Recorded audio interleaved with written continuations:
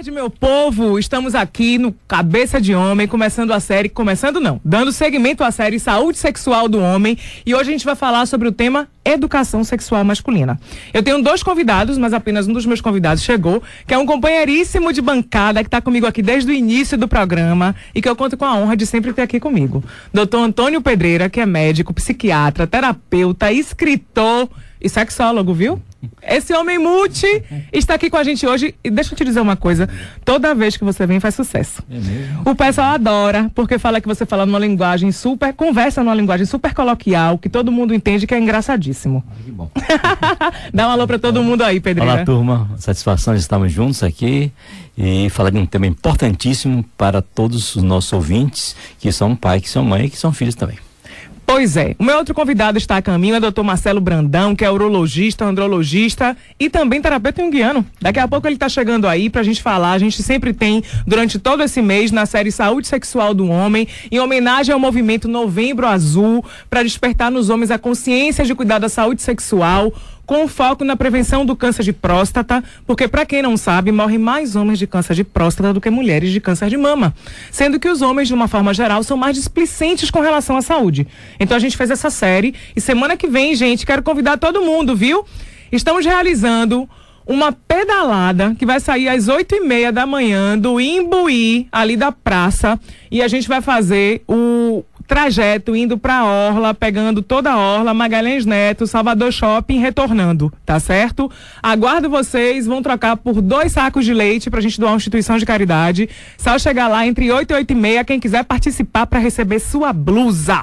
Aguardamos vocês. Esse projeto e a série Saúde Sexual do Homem fazem parte do movimento que a gente criou, que é o movimento Juntos pela Saúde do Homem.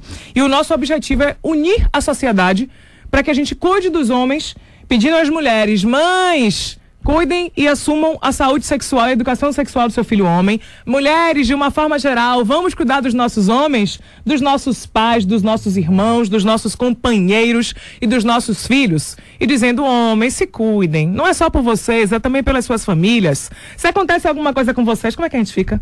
Como é que Soninha fica se acontece alguma coisa com você? Desfalcada. Como é que eu fico se acontece alguma coisa com meu macho ali, com Dan? De jeito nenhum. Vamos lá. Nosso tema de hoje: saúde, educação sexual masculina. Pedreira, o que eu tenho reparado é que a gente sabe que um comportamento da sociedade é que não existe uma educação voltada para a questão sexual. A gente sabe que algumas escolas ainda têm algumas disciplinas, alguns bate-papos, algumas coisas, mas nada regular. E que mesmo hoje, havendo tanta informação na sociedade, ainda se existe muita dúvida, sobretudo dos pais, como conversar com os filhos em relação à questão de sexo. Outro dia mesmo eu tive um ouvinte: Maiara, pelo amor de Deus, como é que eu converso de sexo com minha filha de 13 para 14 anos? Já perdeu tempo, hein? Pois é, daqui a pouco, enfim, eu estava aqui conversando com você. Pedreira, existe uma idade para a gente começar a conversar com os nossos filhos sobre sexo? De fato, esta não tem uma idade limite, nem foi tabelado pelos órgãos governamentais para isso. Mas a verdade é a seguinte: há uma janela de oportunidade. A criança, ela é curiosa, ela vai descobrir. Se ninguém ensinar, ela descobre sozinha, né? E então é cedo que isso começa. Com 5 anos de idade, a criança já descobre um jeito de se tocar que dá prazer. Ela toca no olho e dói, ela nunca mais ela toca. Toca no ouvido e dá uma cosquinha. No pescoço se arrepia. No mamilo já acha engraçadinho. Daqui a pouco coloca a mão na área genital e descobre um lugar de prazer. Bom, ali ela estaciona. Se os adultos vêm aqui, o que é que fazem? Reprimem. Tira a mão daí, vai ser um bicho daí. Já pensou que mico? Nada disso. O que deveria ser feito era simplesmente, com carinho, dizer que aquilo que está fazendo é normal e natural, só que não é para ser feito em público. Só isso. Desde que a criança vai saber se regular direitinho. Às vezes o pai ou a mãe percebe o filho no próprio cinema, de repente aproveita o escurinho do anonimato. Não só a criança, adultos também fazem isso. Aproveita um anonimato e aí vai fazer uma autoindulgência masturbatória, né? Em outras palavras, vai sozinho tentar conseguir um prazer, às vezes estimulado por uma cena erótica, ou às vezes nem erótica. O pensamento voou, viajou na maionese. E aí o que acontece? É que se o pai ou a mãe percebe isso e não tem risco nenhum, chama depois o filho e diz que viu que aquilo não tem nada errado, apenas que o lugar que está errado, mas que aquilo faz parte da descoberta do próprio corpo. Então, toda vez que os pais tiverem chance, precisa normalizar que sexo é a função da vida. Então, sem sexo, nós não estaríamos aqui falando, e que há 3 tipos de sexo: o sexo prazer, o sexo amor e o sexo reprodutivo. Mas vamos falar disso daqui a pouco, porque eu quero entrar numa questão. Vamos. Primeiro, meu povo, eu quero que vocês liguem pra gente. Homens, vocês conversam sobre sexo com seus filhos? Porque nunca eu fiz uma pesquisa com os homens, o que eu vi é que geralmente a conversa de vocês se resume principalmente a 2 aspectos.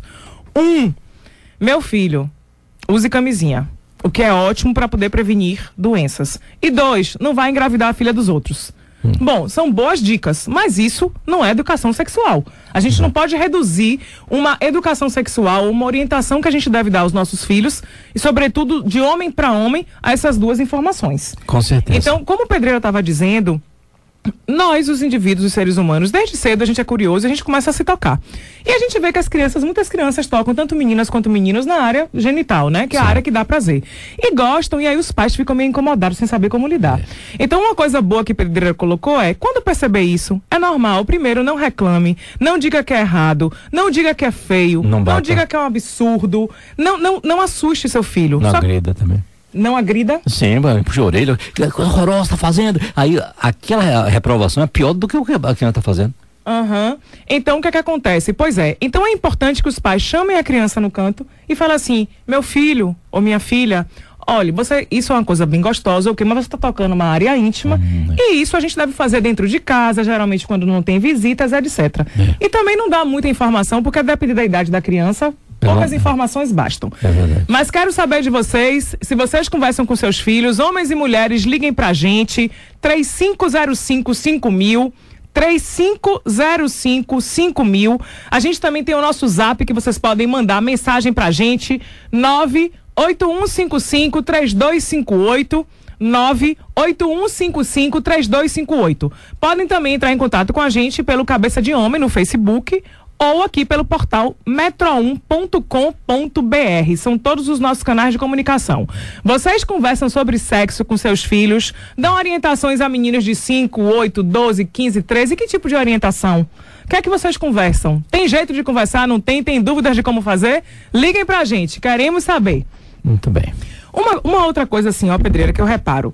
As mulheres, geralmente, elas vão ao ginecologista desde a adolescência. Ficou menstruada, mas às vezes a idade, tem meninas que ficam, tem a menstruação um pouco antes da fase da adolescência, que é considerado 13 anos. A partir do momento que ela fica menstruada, geralmente ela vai ao ginecologista. Algumas mães conversam um pouco com suas filhas sobre sexo, outras têm vergonha, terminam terceirizando isso para as ginecologistas, que já assumiram um pouco esse papel de ter uma conversa, ter uma explicação com as garotas, né, sobre o que é sexo, como se processa na forma biológica, física, e também de outras questões.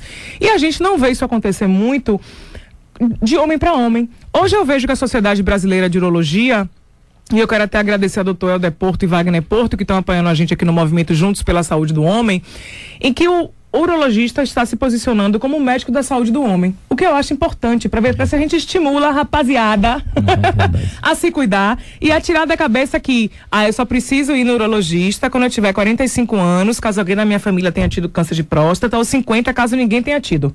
Não é bem assim. É verdade. Aí eu vim do Congresso agora de Psiquiatria e vi um gráfico interessante que foi mostrado lá, que até 1999 quem dava essa educação maior era dos médicos, era o psiquiatra. Muito pouco ginecologista, muito pouco urologista. Parte sexual era coisa do psiquiatra. Nossa. Depois que a década do século veio, os urologistas e os andrologistas, né? Sim. E também os ginecologistas ficaram no plano secundário. Agora passou a ser quase que coisas do urologista, porque o urologista, ele sabe que ele é de um pedaço, o que é que pode prejudicar o desempenho sexual, né? Então ensina técnicas, tem comprimidinhos azuis, vermelhos e rosa para dar, né? Anticoncepcionais e tudo mais. Então a ginecologia e obstetras e urologistas começaram a ganhar mais corpo. Mesmo assim, lá no nosso congresso de psiquiatria ficou mais ou menos sentado de que isso deve ser tarefa do psiquiatra, do psicoterapeuta, porque ele é quem tem uma condição melhor de falar de coração para coração, sem usar termos técnicos, e embora também eu reporte que muitos mestres sabem falar para ser entendido, né?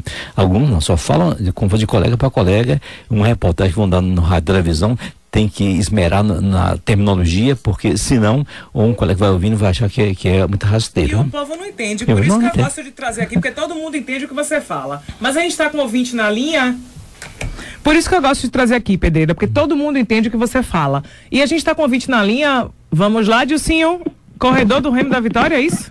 Remo do Corredor da Vitória. Exatamente. Bom dia, senhora. Bom dia, tudo jóia? Tudo jóia. Não esqueci de enaltecer que está com a mente mais brilhante da Bahia. Eu queria a permissão para, ao invés de uma pergunta, fazer duas. Diga. Primeiro, por que a mãe da gente é assexuada? A mãe da gente não tem sexo, não faz sexo, não transa, não trepa, não faz nada dessas coisas. E segundo, como é que a gente administra essa história de filha dormir com o namorado em casa? Okay. Ótimas perguntas. Primeira coisa, eu quero protestar, e mente brilhante é uma gentileza de Dr. Remo, que é meu dentista, então ele tem uma colocação assim, um tanto quanto muito benevolente demais. Mas enfim, respondendo bem objetivamente, nós vimos de uma época em que os pais nossos eram como se fossem assexuados, porque assim eles se posicionavam. Tinha a história da cegonha, tinha a história que veio no repolho, tinha um bocado de folclore. Eu imagino que mora no interior e que não tenha acesso à metrópole para ouvir um programa desse, né? Houve tanta coisa que depois eu vou falar quantos folclores tem envolvido com isso, né? A outra coisa é a seguinte: os nossos pais, quando se fala de sexo, o que? Que coisa vergonhosa é esta? Cala a boca! Na mesa era uma repressão terrível. Resultado disso é que os filhos ficam com a sensação de que, ué, como é que eu nasci? Deve ser na cegonha mesmo, porque meus pais, olha pra cá, não, eles não tem jeito nenhum sexuado, né? Você nunca viu o pai ou a mãe se tocando, se beijando? Não, ele não tem que fazer sexo para os filhos, pelo amor de Deus, não estou dizendo. Mas pelo menos mostrar que são seres sexuados. E os nossos pais tiveram uma dificuldade enorme de passar que eles são seres sexuados. E eu olhar meu pai teve 6 filhos mesmo, olhar para ele, não vi. Minha mãe tão assim, uma imagem angelical, diz, não é possível. Não. Mas enfim, a gente sabe que a gente está aqui vivo para corroborar e para consubstanciar. A outra coisa que o doutor Remo pergunta é como administrar a situação de que houve uma mudança radical nos costumes e que agora nossos filhos, nossas filhas já levam a namorada em casa, porque houve uma pequena mudança, como eu já disse aqui uma vez. Antigamente havia namoro, noivado e casamento. Hoje inverteu um pouquinho a ordem. O cara fica, azarou a gata ou o gato, de lá pra cá, e aí ficou. Ficou, se deu certo, não tá namorando, é só ficante, né? Aí tem direito a uns amassos, tem direito a um test drive e tudo isso. Test drive com transa. Com transa. Se a coisa funcionou bem, ninguém nem quer saber se é vício ou não é. Isso aí hoje já está dispensado. Ninguém tem que contar nenhuma história. Fui vítima de um abuso, que coisa horrorosa, meu boi morreu, o que será de mim? Não tem nada que contar essas coisas do passado. Ele só quer saber se a pessoa é apta aí à cena, que é fundamental. E é notório que alguns pais nunca foram preparados. Quando eu questiono, me dizem assim: como é que eu posso dar educação sexual se eu nunca recebi de meus pais? Então é como se fosse, eu nunca recebi esse tipo de ensinamento, então nunca meu pai me ensinou inglês, então não vou aprender inglês. E não sei como passar pro meu filho. Não sabe como passar. Agora, nós precisamos ter mente aberta e estar diante de uma realidade fática. Se nós não dermos educação sexual aos nossos filhos, se nós não confiarmos que nossos filhos são capazes de botar em prática os melhores ensinamentos, nós vamos estar como fiscais da virgindade, da sexualidade dos nossos filhos, o que é péssimo, execrável e que não condiz com nada que seja de bom senso. Então, acho que é muito legal que os pais façam isso com o filho e com a filha. Que quando eu liberei cama de casal para meu filho, que ainda era solteiro, que ainda é solteiro, liberei para minha filha também, que é solteira. As duas tinham direito a... Muito bem! Chegou aqui meu outro convidado, doutor Marcelo Brandão, urologista, andrologista e terapeuta junguiano. Olá, dá uma alô pra todo mundo aí, doutor Marcelo. Boa tarde, bom dia, não sei, né, como é que tá aí no... Metade ninguém almoçou, diz ninguém almoçou. Ninguém almoçou. Metade diz boa tarde que já passou de Quem bom dia. almoçou é boa tarde, quem não almoçou é bom dia. Daqui a pouco eu vou falar com você que a gente tá com 2 ouvintes na linha. Anônimo, linha 2, libera aí, Dilcinho. Boa tarde. Oi, Mai, tudo bem? Tudo. Que bom te ouvir, Maiara, né? De quem é essa voz? É anônimo, não vou saber quem é? Com certeza. Diga aí, meu filho. É por isso mesmo, moleque anônimo.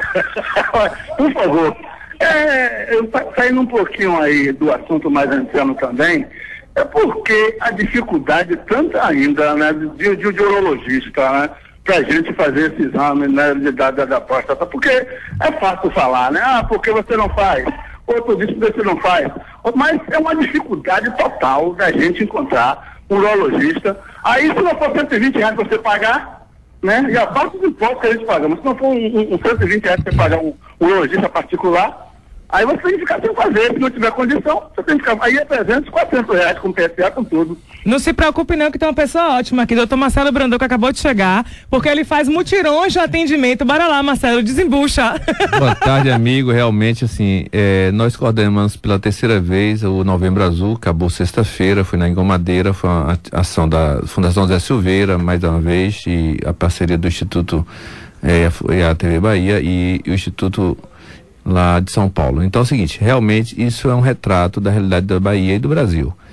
E isso é o seguinte, isso é uma prova que nosso secretário de saúde do município, do estado, realmente tem que tomar uma atitude, porque o preconceito tem caído, isso é uma verdade, ou seja, tem caído, ou seja, o homem, eu vi lá, nós atendemos 6.000 pessoas no total. Uau. Porém, gente dormindo desde 9 horas da noite na fila, e foi realmente uma questão constrangedora, porque nosso coração é para atender todo mundo, mas infelizmente é uma questão que não permite a logística. Então isso assim é verdade, mas enquanto você não conseguir no Roberto Santos, no seu posto de saúde, né, no Ananeri, no Irmã Dulce, infelizmente talvez você tenha que procurar um urologista fora, entendeu? Ou mas, seja, assim, esses lugares atendem de graça, Hospital Roberto Santos, Irmã Dulce e postos de saúde do bairro. Posto de saúde tem que chamar para a triagem, eles fazem a triagem. Então, assim, isso é uma demanda. Mais importante que atender é dar continuidade do atendimento. Tá, eu sei que a UFBA também faz isso. A UFBA também. O doutor Lucas Batista vai vir aqui no dia 29, que é o último dia do mês. A UFBA também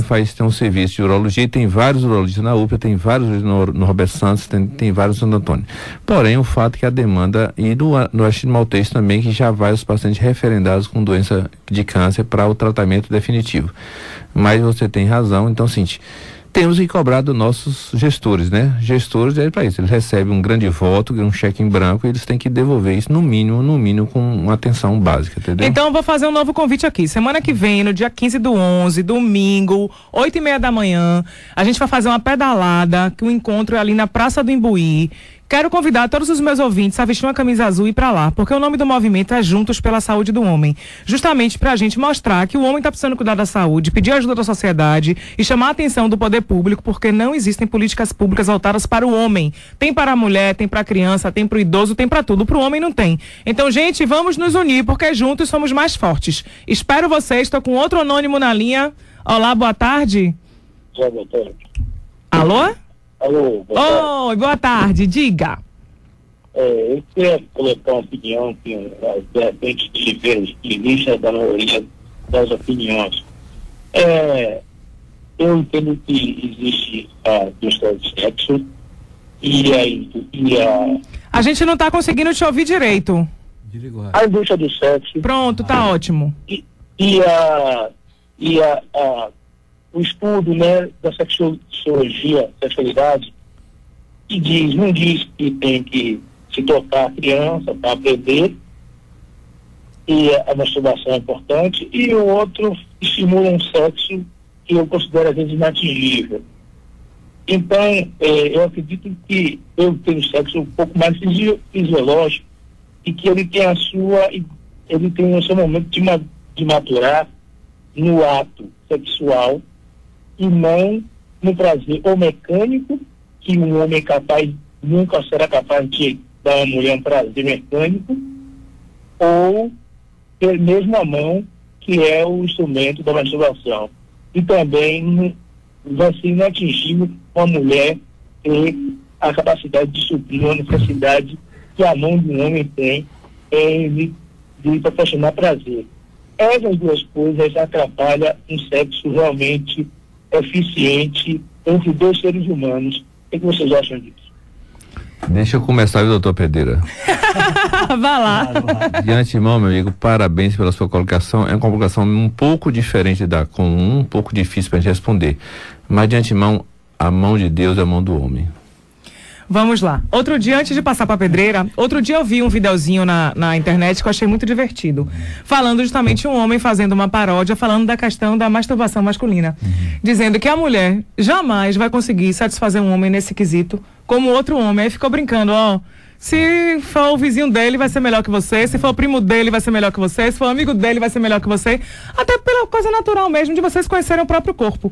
Como a mulher também, a questão da própria masturbação feminina já é uma coisa mais difícil. Às vezes o homem fica sem saber como satisfazer uma mulher, ou perdido como, mas faz parte. Agora, uma coisa, Pedreira, assim, que eu quero até posicionar pra você falar é, a gente fez aqui no mês passado uma série chamada O Homem e o Sexo, e que um dos temas foi o homem e a pornografia. E fazendo pesquisa sobre esse tema, o que foi que eu percebi? Que muitos meninos, muitos homens, o homem de uma forma geral é inserido no universo da pornografia desde cedo. E começa a ver filmes, etc., hoje com mais facilidade ainda por conta das redes sociais, tá? Então, eles terminam achando, durante algum tempo, que o sexo na vida real tem que ser igual ao sexo na pornografia. E justamente por uma falta de diálogo com os pais, essa percepção demora a cair, a ver que uma coisa é uma coisa e que outra coisa é outra coisa. E muitos homens começam a se cobrar um desempenho que não existe, um tamanho de órgão que não existe, uma quantidade de esperma que não existe, uma performance que não existe, entendeu? Então, assim, é importante que os pais conversem com os filhos de uma forma natural, como conversa, qual é a comida que você gosta, ou o quê. Mesmo com constrangimento, nossa sociedade, apesar de estar muito aberta para umas coisas e estar mostrando o sexo à torta e à direita, a fundo, lidar com a questão de uma forma mais direta, quando você parte para conversar, para explicar o quê, é mais difícil, Pedreira. Por quê? E vamos ajudar esse povo aí. Quando eu tive escola, eu dei aula de educação sexual em todos os níveis. E deve ter alguns alunos dessa época que estão lá, que eu desde a alfabetização. O pessoal, é uma gracinha, o pessoal de 6 anos, 7 anos perguntando coisas sobre reprodução, sobre por que a mãe na fase menstrual fica tão mal-humorada, e um bocadinho de perguntas que tinham viés sexual, né?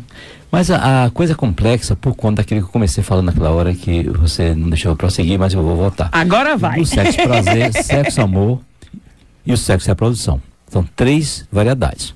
O sexo e a reprodução se estuda na escola muito bem, e aí faz parte do aparelho genital masculino e feminino, dos animais, dos cogumelos, líquens, álcool, tudo ser vivo tem que reproduzir, porque é através da reprodução que a vida é perpetuada. Essa aí ninguém questiona. Só que tem 2 outros lances que precisam ser tomados em conta, que é o sexo amor e o sexo prazer. O sexo amor é aquele em que começa sendo a celebração física de algo abstrato, que é o amor. Existe amar. Amor é uma coisa muito mais complexa do que simplesmente o substantivo abstrato, né? Amar. O amor, o verbo amar é que existe. Então, em outras palavras, quando os pais ensinam, tendem a querer ser reducionistas, explicando só a parte anatômica óbvia, que já estão sabendo desde a escola, ciclo menstrual, como é que usa a camisinha, isso a escola já preenche essa lacuna legal. Agora tem outra coisa que é a parte emocional, que está ligado com a sexualidade, né? E que leva ao maior ou menor prazer. Por exemplo, raro é o adolescente que eu não vejo que tenha coisa chamada ansiedade de desempenho. E uma das coisas dessa ansiedade de desempenho é devido a quê? Leituras de catecismo, já que é de moda, vai ter os filmes pornôs, tem muito acesso a essas redes sociais com coisas... A esse tipo de conteúdo, que né? são aberrantes, e termina, não foi bem instruído, morre de medo de não dar certo. E resultado, precisa também uma educação emocional concomitante com essa educação sexual. E nessa educação sexual também falar que uma relação amorosa começa com um bom dia, com um sorriso, com um toque, com um abraço, com um afago, com um beijo, né? Então a cereja no bolo é que vai ser o final, né? Que vem através do ato em si. Mas a parte sexual propriamente dita, é isso que alguns homens confundem. Até os índios butucudos se acertam. Eles vão lá e animalescamente eles podem prescindir entendi esses outros detalhes e dão conta do recado, como os animais superiores e outras esferas também dão conta lá. Lembrando, Pedro, aqui não tem vencedor, não é obrigado, ninguém vence, ou seja, entendeu? Existe a questão do namoro, da paquera, ou seja, é um bem comum. Então nós, homens jovens, nós não precisamos. Então, quando você vê naquela internet aquele vídeo pornô, né? Ninguém é obrigado, isso não existe nenhuma competência, ou seja, você não é mais competente se tem o pênis maior ou menor, você não... Tudo isso sim, você tem sua história e a sua história é sua. E ele é o grande valor isso, sua história é sua. Então assim, é acolher seu momento, a sua história, lembrando que a sua história também você acolhe seu pai. Então seu pai é o seu grande mentor, seu avô. Então isso é importante pra gente, né, dar força ao jovem adolescente, que ele tem uma origem de homem, né, de macho, né, e isso não pode ser, né, não pode ser perdido no processo. Não tem vencedor nessa história, viu? Vamos falar com Carlos do Itaigara na linha 2. Olá, Carlos. Caiu? Tem mais uma ligação aí? Não. Ok, Carlos, retorna na ligação pra gente assim que você entrar de novo aqui. A gente coloca você na linha. Uma coisa interessante que eu achei eu vejo, ontem eu fui num aniversário e que comecei a divulgar o movimento Juntos pela Saúde do Homem, perguntando quem é mãe de menino, para eu poder pedir que assuma a educação sexual do seu filho se o seu marido não fizer. E aí eu conversei com uma pessoa, quero até mandar um beijo. Beijo, Carol, beijo, Andrei, beijo, meu povo, beijo, Sueli, beijo todo mundo. E Carol dizendo, Mayara, praticamente quem conversa lá em casa com meu filho, que tem 14 anos, sou eu. 14 não, 12 anos. Aí ela dizendo que ele estava no pediatra e que a pediatra já aconselhou para ir para o urologista. E eu falo assim, o que é que conversa, o que é que não conversa? O pai me disse, não, quem deu a primeira revista pornô foi o avô. Mas a conversa do diálogo, de como as coisas funcionam no dia a dia, a mãe me disse que quem faz é ela. Eu falei, que bom. E leve seu filho para o urologista. Mas esse, Mai, é o modelo atual da família brasileira, né? O pai sai de manhã, o filho está dormindo, ele volta de noite, o filho está dormindo. Então, a mãe está encarregada nessas questões mais... Mas a mãe também trabalha, viu? Não. Graças a Deus, né? Eu falo de lá de... Meu exemplo é lá de casa, da minha mãe trabalha, mas esse é o exemplo, na verdade, é mais uma sobrecarga da mãe. Então, a mãe é 3 turnos, né? Entendeu? Então, isso é a verdade. Continua. Porém, também. Enquanto você convida, assim, você falou assim, olha, como é que você falou? Olha, você convidou as mães lá, quem fazer a orientação... Né, porque os pais não estão fazendo. Então, assim, outra questão. Se a gente quer mudar a sociedade, a gente tem que mudar o padrão de comportamento. Então, eu vou começar pelas mulheres. Olhando, aí a questão, assim, que é o convite. Se os pais não estão fazendo, existe um porquê. Então, mais de a gente terceirizar, ou seja, obrigar a mãe a fazer, que já é uma distorção, mais uma distorção da distorção. É convidar os pais num ambiente, né, livre, porque os pais não estão fazendo. Eu estou falando da minha... Quando eu estou falando disso, eu estou falando de mim também. Estou falando da minha dor também. A minha dor, meu dom, a minha dor. Entendeu? Então é essa a questão. Não é as mães fazerem. Porque assim, por mais que tenha a intenção do coração de uma mãe, que não se nega, né, professor? Com certeza. Mas existe coisas que é do homem. Existe coisa que é das mulheres. Então, coisas do mod, do absorvente, da menstruação, é mais legal. Não é que nada é obrigado e nada é regra, né? Não é que falando na história, eu tenho uma pequena chamada, uma pequenininha de 3 anos e meio, que isso já está com 5 anos. Ela virou assim, mamãe, papai, menina namora com menina, 3 anos e meio, minha pequena. A gente gaguejou e assim, namora, mas não é muito comum. Então, assim, uma criança de 3 anos e meio percebe no campo chamado morfogenético, né? Então, depois a gente foi observar que na escolinha dela tinha uma mãe, tinha uma criança, colega dela, que tinha 2 mães, que é o comum hoje, que já é possível, não é o comum, mas tudo é possível. Então, nós temos que aprender a lidar com todas as possibilidades. Então, todas as possibilidades são bem-vindas, são acolhidas. Essa que é a conduta, essa que é o conselho. Então, não é as mães resolverem, as mães pedir ajuda. Até pedir chegar pro pai, por favor, tipo, independente da qualidade da relação, entendeu? Mas assim, olha, é importante o pai levar o menino pra Fonte Nova. Isso é um universo masculino. Ou para outro estádio, né? Ou pro Barradão, né? Não, pro Barradão, eu sou Vitória, viu? Calma, entendeu? Mas assim, esse é o universo masculino. É importante a mãe levar a menina, né? Puxar entendeu? Assim, é importante sim. tem coisas que é da mulher, segredos de mulher, segredos dos homens. E tem coisa que é segredo de todo mundo. Essa que é a questão. A gente vai ter que ir rapidinho para os intervalos comerciais, mas fiquem com a gente. A gente está aqui com o doutor Antônio Pedreira e com o doutor Marcelo Brandão, conversando sobre o tema educação sexual masculina. Voltamos já, um beijo. Olá, meu povo, estamos de volta com Cabeça de Homem. O nosso tema de hoje, educação sexual masculina. E eu estou aqui com dois convidados, o doutor Antônio Pedreira e o doutor Marcelo Brandão, e a gente está falando sobre esse tema aqui, enfim, que tem muitas e muitas delicadezas, muitas coisas pra gente ver, conversar. Por quê? Porque simplesmente muitos pais e mães não sabem como fazer isso. Eu tô aqui como anônima. Sabemos que muitos homens têm preguiça, nojo ou até falta de consciência da necessidade de dar prazer à mulher. Onde entra aí a responsabilidade da falta de educação sexual? Ah, é? Engraçado. Discordo dela, viu? Mas outro dia eu ouvi falar que um percentual grande de homens nojo, não gostam de fazer sexo oral. Enfim, não, mas é por conta da falta de asseio feminina. Ana, eu acho que é demais isso aí. Eu acho que seu universo não percorre, não. Existe uma dificuldade do homem de entender isso como uma coisa normal, mas não é preguiça, nojo. Isso é, entendeu? Então acho que como o professor Pedro falou assim, a falta de orientação dele, do pai, da mãe. Imagine, do pai dele, do avô dele, né? O avô dele não teve com o pai e com a mãe. Então, realmente, não pode cobrar muito. Quando ele não recebe muito, ele não pode dar muito. Então, não é preguiça, noite, é uma dificuldade. Como toda dificuldade, tem que ser acolhida. E a gente, dentro do tema que eu sempre falo, você conversa sobre sexo com seu companheiro ou companheira, precisamos conversar mais, gente. Porque a gente não vai descobrir com o que outro gosta ou não gosta, tem limitação ou não, né, Pedreira? É verdade. Eu quero fazer uma colocação dentro da pergunta que ela fez. Diga. Quem disse? Do homem dá prazer à mulher. Resultado, alguns homens se acham na obrigação de dar mesmo. O prazer é ela que tem, o prazer é dela.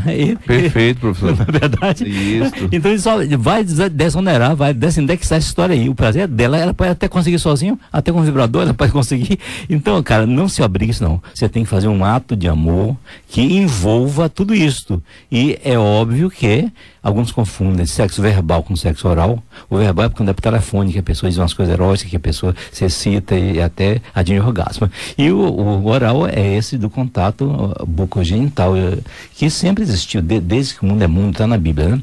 Uhum. Mas, enfim, o que eu quero colocar de fato é de que o homem moderno, ele não tem necessariamente que seguir estereótipo nenhum. É aquela parte da ata, o que ocorrer. E conforme for ocorrendo e o clima for surgindo, as coisas vão naturalmente se encaminhando. E até a pessoa diz, meu Deus, nunca esperei na vida, doutor Pedro, de eu vou fazer tal coisa assim, assado. Eu digo, bem-vindo ao clube dos seres humanos. Perfeito. DG Barreto colocou nunca aqui, na chamada para a pedalada, você disse que não é homem. Gente, meu avô fez um filho com 92 anos. DG, beijo grande. Vá lá me ver na pedalada pra gente se conhecer ao vivo e a cores. Próximo domingo, dia 15/11, 8h30, na Praça do Imbuí. Pedreiro, a gente estava falando aqui sobre duas questões na hora do intervalo. Educação sexual e 2, saúde sexual, que são duas coisas diferentes. E que a educação sexual, a orientação é que se procure um terapeuta ou um psiquiatra para se conversar sobre isso, porque envolve muito sentimento, envolve trato, envolve a coisa da relação, então estão mais preparados. Sobretudo emocional, que é onde pega na questão sexual. Sim. Porque do ponto de vista de informação anatômica tem para tudo que é lado. Claro. Mas o que é que empaca, o que é que impede o indivíduo de avançar são as emoções. Ele começa a ficar mexido, e aí começa a ficar nervoso, e começa a ficar ansioso. Sobretudo o menino que está no início da descoberta sexual, que ainda é virgem, que vai ter a primeira vez, não sabe o que fazer. Fora o folclore de achar que como mulher às vezes sangra, que não é obrigada, não tem nenhuma lei federal que obriga a mulher a sangrar na primeira vez, que o homem também tem que sangrar.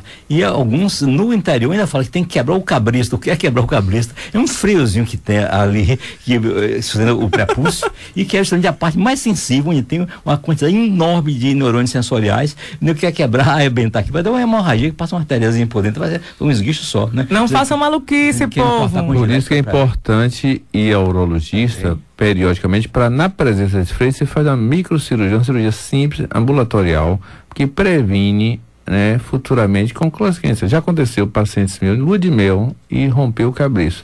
Então, foi um desastre, entendeu? Então, assim, mas é uma coisa simples. Primeiro, assim, não é frequente, é raro isso, entendeu? Você recebeu do ponto de vista urológico, recebi do ponto de vista psicológico. Que é mais difícil ainda. Que homem sou eu, minha mulher não sangrou, eu que sangrei. Aí demanda mais tempo, viu, professor? Realmente demanda mais tempo. Eu quero, antes de tudo, prosseguir dizer que o grande lance da sexualidade está na cabeça, embora o executivo esteja lá nos Países Baixos, né? Ok. Doutor Marcelo, existe alguma idade para que os homens comecem a frequentar o urologista? Existe, sim. Eu acho que o ideal é em torno de 12 anos. Primeiro, assim, o pediatra é o precursor, ou seja, um bom pediatra tem a percepção no neonatologia. O neonatologista percebe a necessidade de encaminhar rápido ou não com alguma alteração genética ou, né, estrutural da genitália. Depois dos 12 anos, é importante que a criança, o adolescente, pré-adolescente, visite o urologista para afastar algumas patologias em que acontece, tipo varicocele, algum grau avançado que tem procedimento cirúrgico e a fimose ou outras patologias. E também já perceber que já tem informar ele está num processo de mudança muito rápida dos hormônios, né? Então, adolescência é transformação rápida. Como toda transformação leva o quê? Mudança leva a condição, né, psicológica. Então, cabe ao adolescente e à família conduzir a percepção para examinar ele, falar assim, olha, você tá tudo ok, seu pênis é normal, seu testículo é normal, sua genitália é normal, você fique tranquilo, viu? Esse é o seu, esqueça do seu amigo na hora de fazer xixi no banheiro, o dele é o dele, então cada qual tem que ter o seu. Muito importante bem dizer colocado. isso. Extraordinária essa colocação, Marcelo, pelo seguinte, é impressionante como as pessoas ainda se balizam para essa comparação. O número de clientes, desses 9.123 clientes que eu recebi, que me trouxeram essa queixa, como é que eu vou dar conta com um micropênis, qual a dimensão? Eu tirei 12 centímetros, digo, não, isso é coisa normal, tem que fazer pressão, é legal, porque você imagine que aqueles que estão em filme pornô aparecem indivíduos que parece que tem uma 25 a 30. Uma aberração. É para humilhar a gente, é justamente para humilhar o universo masculino, né? Pois é, e além do mais, eles fazem uma montagem que emenda, acaba de um orgasmo, emenda com outro, e a gente sabe que uma pausa fisiológica. Isso é para vender, vender puramente. Não existe, não viu, gente? Tem essa faculdade. A não ser algum Superman, homem normal, tem que dar uma pausazinha, porque desarma o círculo mesmo, despolariza a fibra nervosa toda. Mulher, como é a última obra da criação, é que é privilegiada, ela pode emendar um orgasmo com outro, pode até ser multiorgástica. Depende, mas isso não é a frequência, não é o normal, né, professor? Não é, então, normal, na verdade, mulher e homem é muito parecido, ou seja, mas a verdade sempre, essa colocação é importante, porque é o seguinte, que a necessidade é muito comum hoje no consultório o homem perguntar, né, que é a questão do pênis, né? Existe uma necessidade que não é dele, ou seja, ele percebe isso no outro, né, no universo, né?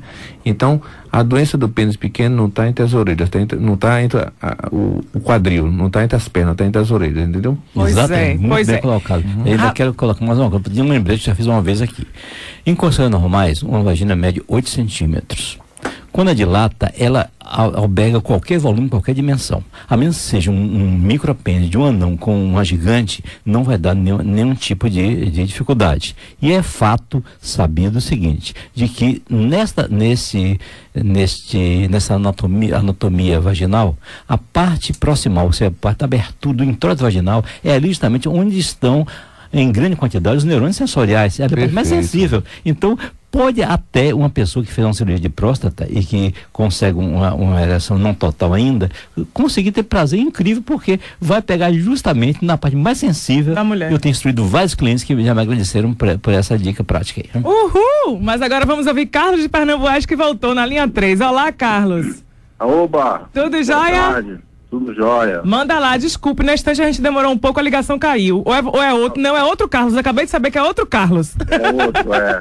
Diga, meu filho. Amigo, eu tô querendo saber uma coisa aí. Esse exame PSA, ele é um exame específico mesmo, porque eu marquei o urologista e ele passou o PSA, certo? Ele disse que ele não poderia fazer esse de toque ainda não. Aí passou o PSA. Eu queria saber se ele é seguro e eficaz mesmo. Carlos, qual a sua idade? 42. Porque seu pai tá vivo? Meu pai não. Faleceu de quê? Faleceu de acidente de automóvel. Então é o seguinte, então fica mais tranquilo. Então, eu sugiro, não tirando a autoridade do colega, que você tenha uma garantia de vir aos 45 anos. Então, o PSA é um exame específico marcador para câncer de próstata. quando ele tem um valor de 0 a 4, acima disso ele pode mostrar uma tendência, mas não é confirmado. Então, é o seguinte, se seu pai teve câncer de próstata, é sugestivo que você comece aos 40. Se seu pai não teve, comece aos 45. Isso é muito seguro. Então, o exame do PSA, ele acerta em mais ou menos 42%. O exame do toque em 45%.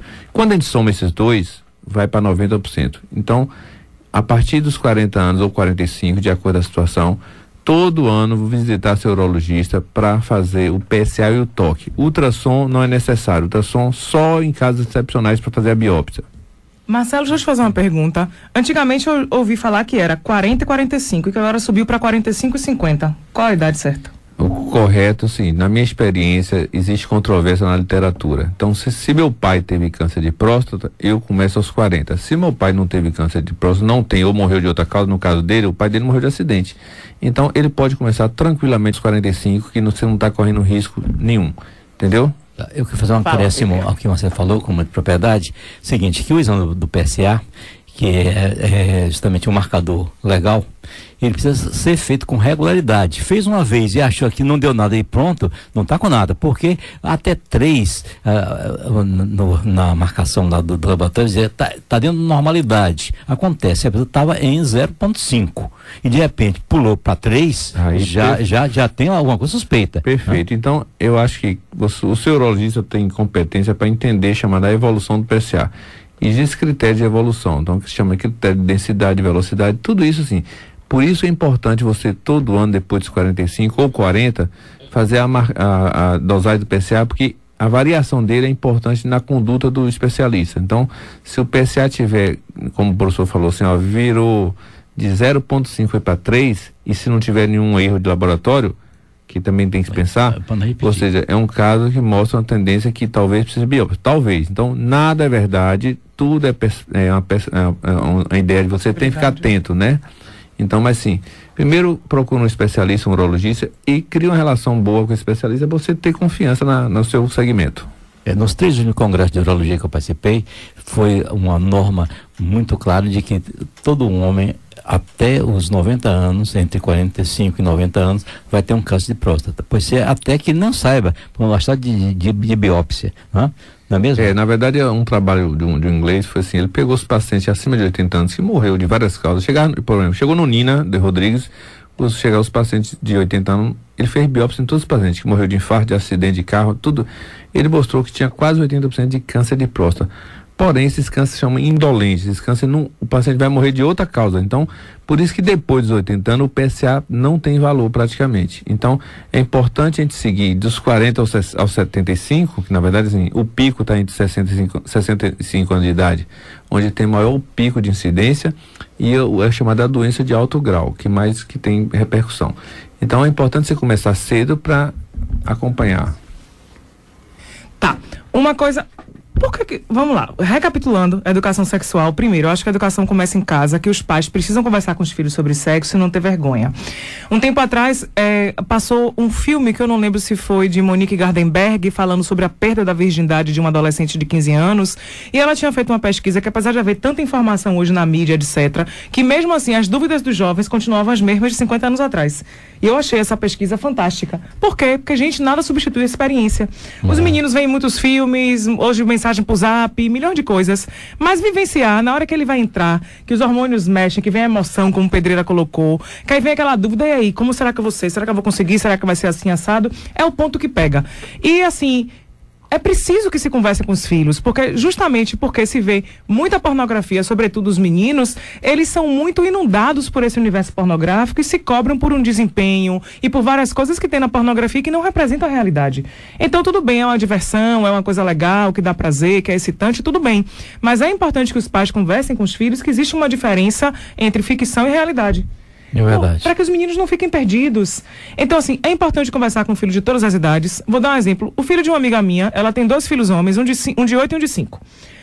Ela é dentista, o marido é médico. O marido não conversa sobre sexo com os filhos. Aí os meninos perguntam a ela. Disse que outro dia, o de 8 anos virou para ela e fez assim: minha mãe, é verdade que para ter filho, o menino coloca o pinto na cocota da mulher?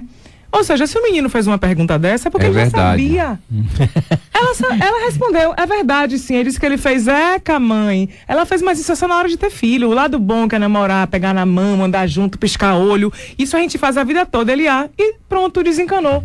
Não, vou dizer foi mal explicado. Também o lado bom, viu? Sim, mas agora para o menino de 8 anos é nojento, ele não pensa nisso. Então, aí disse que o marido dela olha pra cara dela e fala, não fica estimulando nossos filhos a isso. Ela fez, mas eu não estou estimulando, eu estou convidar o marido dela para um bate-papo, né? Vamos convidar o marido de papo. Médico, viu? Pai, mãe, inocência não protege seus filhos de nada. É preciso da educação sexual mínima. Satisfaça a curiosidade dele explicando de modo claro, direto. Se não tiver muito boa ideia, procure um profissional, ou então pegue um livro de educação sexual e dê para eles lerem. Já tem livros, procurem. Como é que eu nasci, como eu vi o mundo, com figuras ilustrativas. É assim que se faz uma boa educação sexual. Despertando a curiosidade e tendo a resposta adequada para que a pessoa depois não dê informação falsa e que não condiga com a realidade. Pois é, se o menino faz uma pergunta dessa, significa que ele já sabe como é. Ele já só foi tirar a dúvida. Se a mãe mente, já perde a confiança entre filho e mãe ou filho e pai.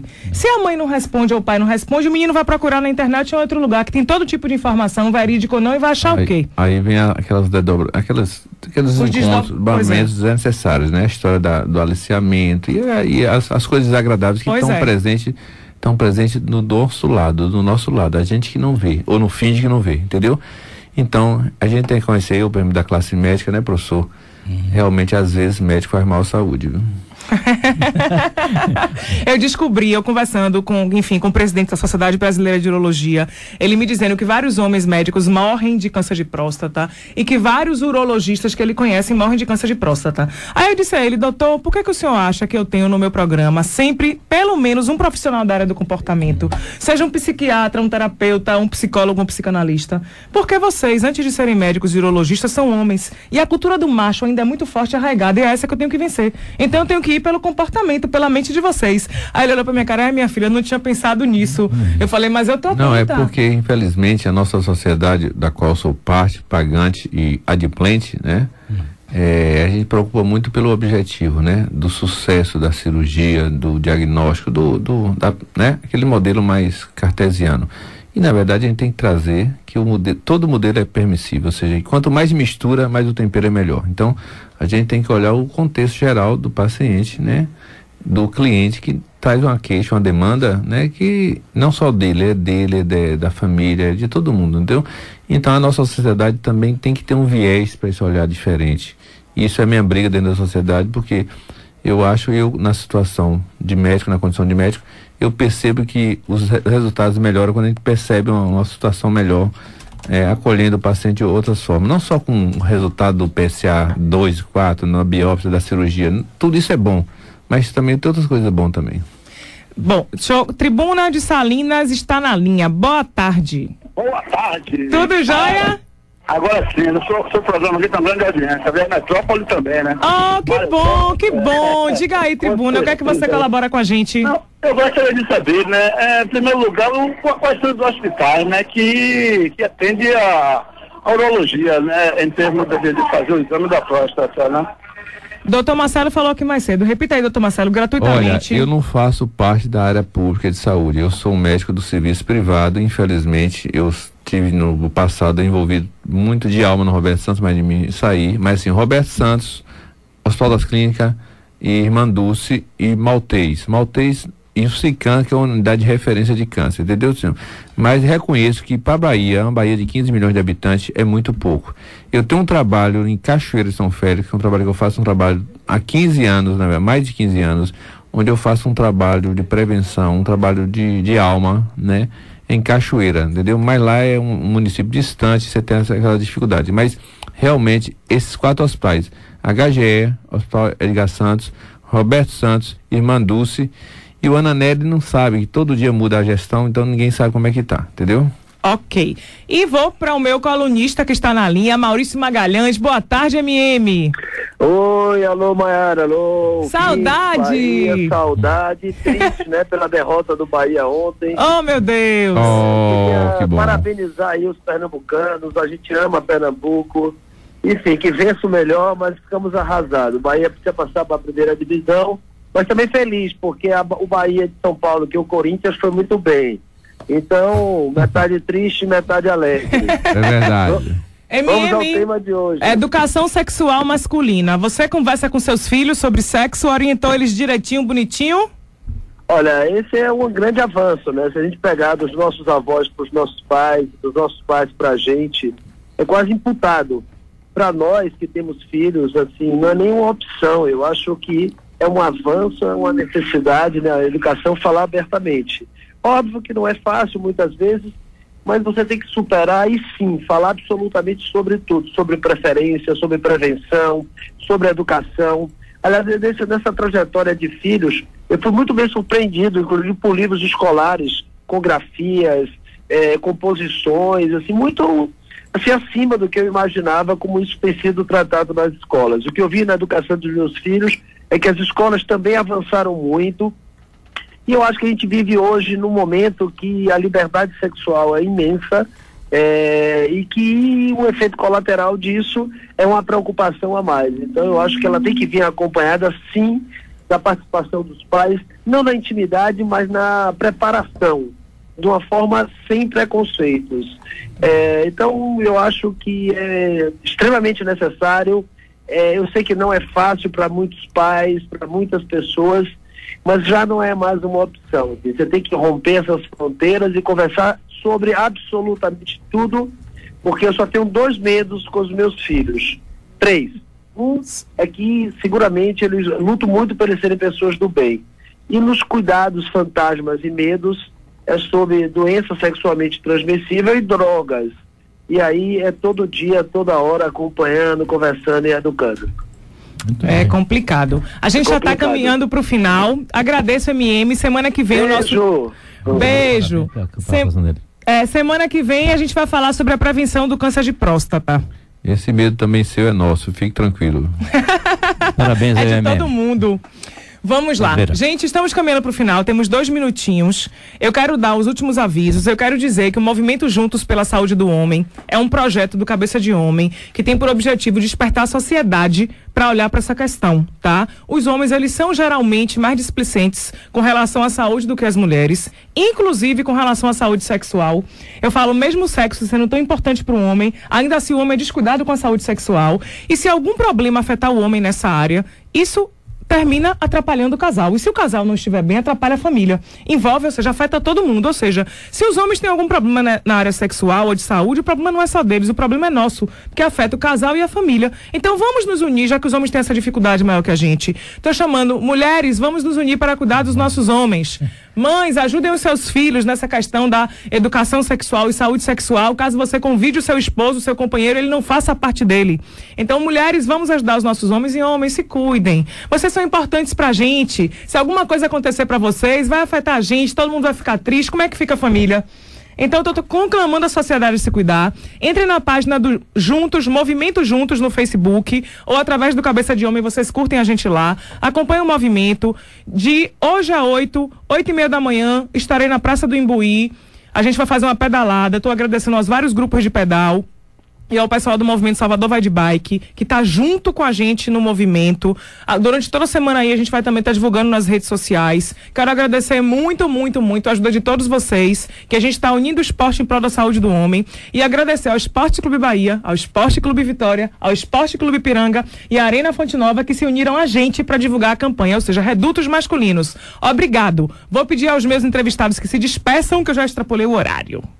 Muito bem, quero de novo enaltecer que esta é uma iniciativa de educação sexual também, de amplo espectro, e trazer, como você traz aqui, pessoas como o Dr. Marcelo, como tantos, Dr. Wagner, como você, e outros que falam com, sabendo o que está falando. Eu acho importante e falar para ser entendido, como aqui nesse programa se faz. Eu acho que é agradecer, antes de tudo, a nossa musa, né, Maiara, porque é uma pessoa que no universo dela, ela tem essa necessidade, né, é a necessidade de trazer um assunto e persistir nisso. A gente fala, a gente conversa em making off, muito legal, e assim, acho que nossos projetos futuros estão bem encaminhados. Então, homem, tudo é possível, viu? Nada está perdido, né? Você não está só nessa jornada, viu? Estamos aí, todos nós. Eu, Maiara, professor Pereira, a Metrópole, a torcida do Bahia do Vitória, viu? E todo mundo. Dani mandou aqui uma mensagem antes de encerrar, dizendo que tem um filho de 10 anos e não sabe como abordar esse assunto. Ana, vá na livraria, tem um livrinho chamado Introdução à Sexualidade, voltado para crianças. Compre, eu não lembro o nome agora, mas vá numa das livrarias grandes da cidade e compre. Hoje tá tudo muito fácil. Leia e você vai saber orientar seu filho. Meu povo, muito obrigado, beijo, fui. Lavinha, suba o microfone que eu já tô atrasada.